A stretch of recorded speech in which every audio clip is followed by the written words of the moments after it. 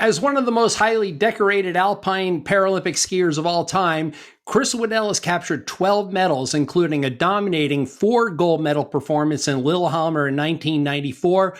Welcome, Chris. Thanks, Bob. So great to see you. So great to be on. Yeah, Chris, it's been a lot of years. I've done a lot of research on you, even though I've known, a whole lot about your athletic career, both winter and summer Paralympic Games. But I noticed that it didn't take a really long time from the point where you sustained your injury until you were back on a ski. What do you think it was that propelled you back into sport so quickly? 362 days after the accident, I got back on a monoski. I like to say that I actually skied on it, but I was really just falling on it that first day. But I got back on a monoski really quickly.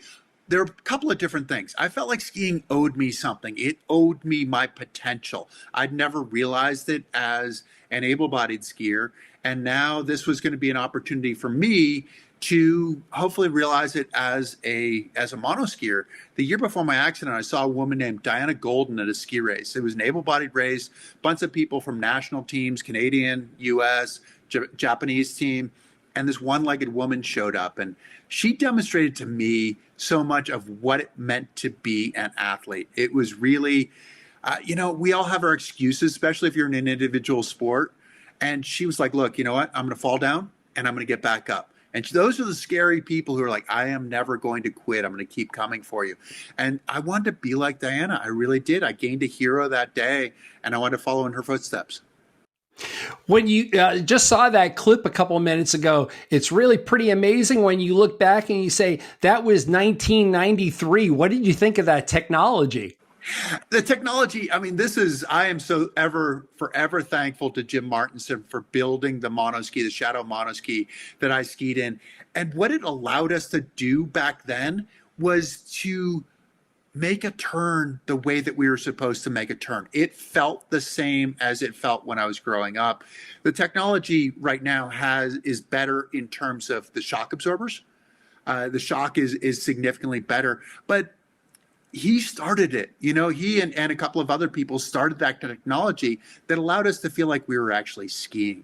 That was amazing. And to see people who have now taken steps from what they have done to make it a stiffer, to make it more torsionally stiff, to make sure that the energy that you're putting into it is going into the ski. Yeah, it's progressed, but that was an amazing start. I wouldn't want to badmouth that at all. It was a great and fun way to ski. Hey, Chris, we're going to do a little flashback right now and take you to an archival clip from 30 years ago where you're actually talking a little bit about technology. So let's go ahead and take a look at this, and then we'll talk a little more about it.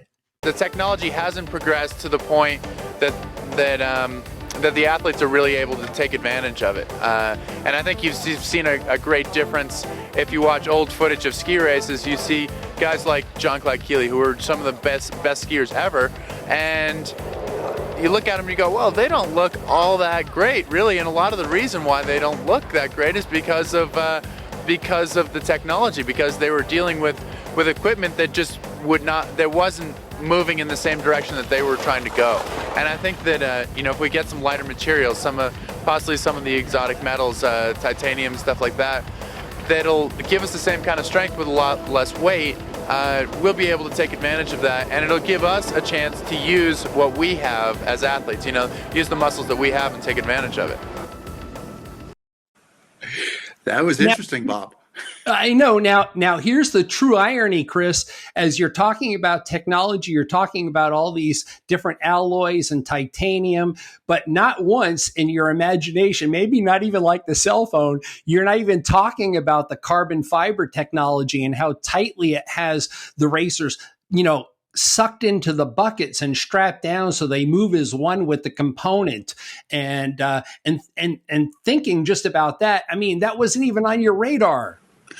It wasn't. Like aerodynamics, some of the seating wasn't on our radar. I've done some great stuff since with Aspen seating where they're able to effectively take a mold of my butt. And that means the transfer to the ski, right? Because you're in contact. One, it's keeping you safer because it's distributing that weight. But two, it's allowing you to transfer all that energy into the ski. It's I think I'd agree with my younger self from 30 years ago or 27 years ago or whatever it was. We do have a potential mechanical advantage in a monoski. Our legs are never going to get tired, right? Which is a big deal for ski racers. I mean, you look at some of these guys, you look at Wengen, the downhill is almost 2:30, right? So this is 2 minutes and 30 seconds of going, and they go, Claret went 100 miles an hour on that course. So like, could we get to a point where it really could replicate, one, having the same amount of travel, and then two, also not getting tired? But it's, the technology, there's always a way. We have one joint as a monoskier. We have our hip joint in order to create that edge angle. Whereas standing skiers have their knees, their hips, and their ankles, and they have a greater sense of leverage on that ski. Yes, I think there's a tremendous possibility with the technology to continue to get forward. It's economies of scale though too, right? Isn't it? That there's a limited market for monoskiers that are out there, and who's going to be able to put all that money into it, and are they going to be able to get that money back? I mean, you saw that to a certain extent, like with Marcel's chair during the summertime. Exactly, Chris. Let me jump in on that, because that's a really great question. You helped to cover, or you did cover the Paralympics in the Summer Games, and boy, there was so much snipping about Marcel's chair and his $30,000, and although it's commercially available, it's not affordable to most, and all of that. And recently, I talked with Andrew Kirka, who's getting ready to do downhill and GS for the U.S. team over in Beijing. And I asked him the same question, and he came up with pretty much the same answer. The ski is commercially available, but is there the same snipping between what we saw in the Summer Games with their technology and the Winter Games and what we're about to see? I don't think, so Andrew's working with a ski that was done through Toyota. And Toyota's been working with the Japanese for a long time with Moroki, and so they've been involved. They obviously have access to wind tunnels. They have access to some production that a lot of the smaller companies don't have. It's interesting because if you look at it, Kirka was in there at World Championships. He won the first run of the Super Combined, which was a Super G run, but he wasn't outdistancing people the way that Marcel was. Is the technology that much different? And in some ways, I think it's coming in more increments than it is sort of a holistic kind of thing that you saw with Marcel. And I know that there are some smart people. I work with Dyne Access, and Joachim there is a professor of engineering. So he knows a lot about what's going on, has had that interaction with the athletes. Tessier is another ski that's doing really well right now. And so much of it is being able to do that testing, being able to get that input from the athletes on a really expeditious kind of time frame, right? Where it's like, this doesn't feel right. Can we change it? And it's happening, but we haven't seen the transformational kind of thing where you look at Marcel, and there were a lot of people with Marcel this summer saying he had an unfair advantage. There were people who said that. I don't know. I don't want to commit to that being necessarily the case, but he did some things really, really well. We have not quite seen that on the skiing side. And a lot of it still is about the athlete. Let's go ahead and stay with technology, Chris, because one of the emerging sports now happens to be snowboarding. It made its debut in 2014. And you'd have to say, when you look at, this is a standing sport. So you're probably dealing with amputations, either above the knee or below the knee. But once again, you're dealing with technologies again. So are the carbon fiber legs opening the door to a whole new world, a whole new sport? That is an interesting one. And Mike Schultz is a guy who is building not the carbon fiber part, not the part that's actually fitting onto the socket, onto the stump, but actually the lower part. So let's call it like the calf kind of thing, the lower leg. And almost all of the snowboard athletes are using his technology. So he's making a leg that transfers that weight into the snowboard better than anything else that's out there. He did say, to a certain extent, he's like, well, yeah, we're always working on stuff, and I'm giving them good stuff, but not necessarily everything I'm giving myself. So he might be keeping a little bit of technology for himself. Well, it's always emerging and it's always moving forward.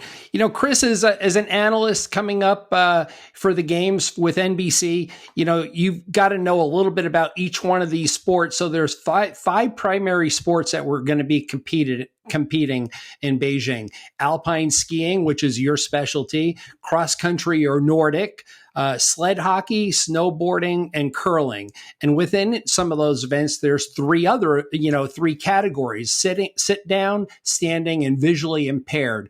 Which one of those really intrigues you outside? We can talk about sit skiing all day because that's your first love, but what are the other ones really intrigue you?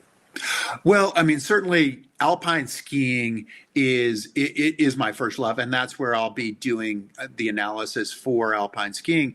And it's sitting, standing, and blind. What's cool about alpine skiing is that what you do is you look at the ski. You look at what the ski is doing, and you try to figure out how you can make the ski do what it's supposed to do. You're supposed to put the ski on edge, put pressure on it, make the ski bend. If that's not happening, if you're losing your tail or something like that, you have to go back up and figure out, okay, what am I doing technically? That's true in a monoski. That's true for the visually impaired. That's true for the standing skiers.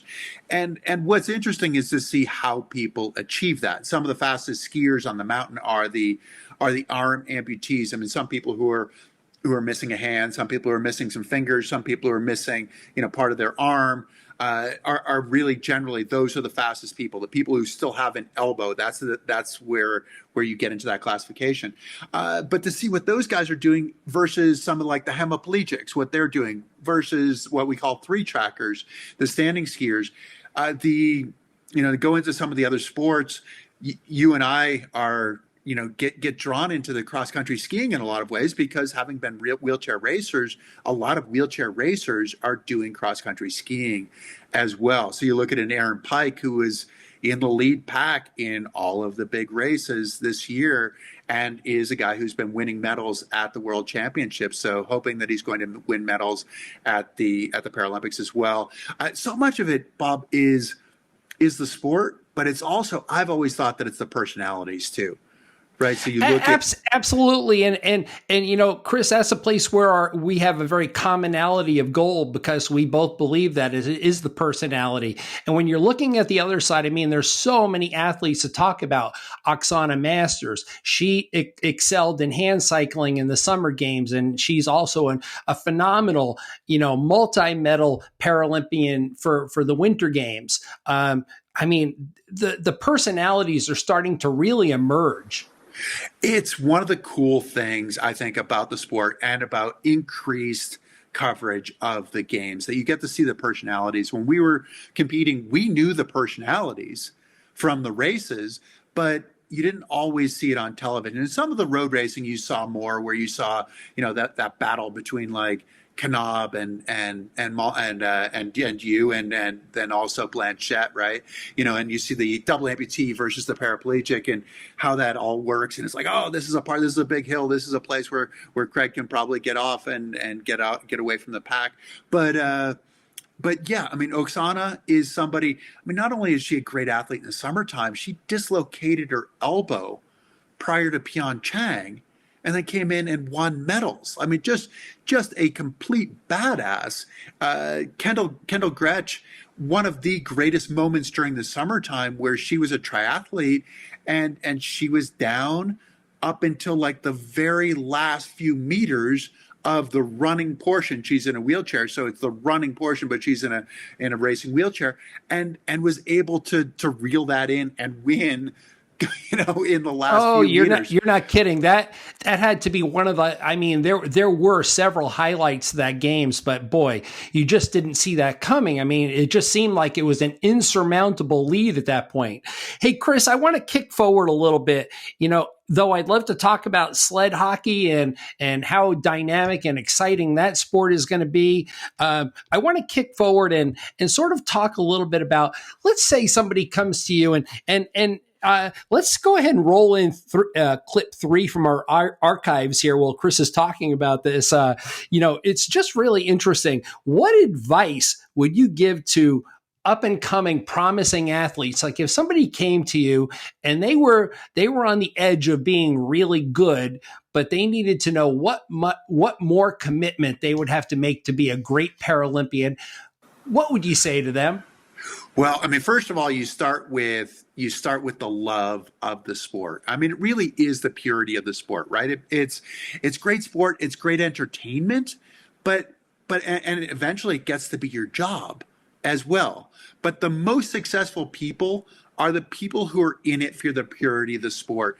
For me as a skier, it's kind of fun to be able to watch myself ski here. It is about that turn.